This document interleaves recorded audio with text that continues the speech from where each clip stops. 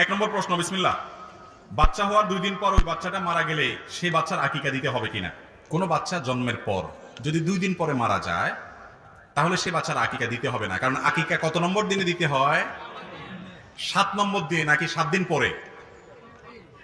7 নম্বর দিনে, 7 দিন পরে না।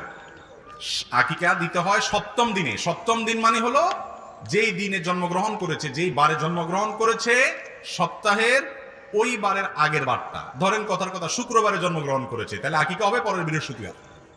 কারণ শুক্রবার 1, শনিবার 2, সোমবার 3, মঙ্গলবার 4, বুধবার 5, বৃহস্পতিবার 6।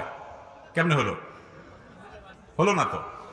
ও শনিবার গেছে, তাহলে শুক্রবার 1, শনিবার 2, রবিবার 3, সোমবার 4, মঙ্গলবার 5, বুধবার 6, বৃহস্পতিবার 7।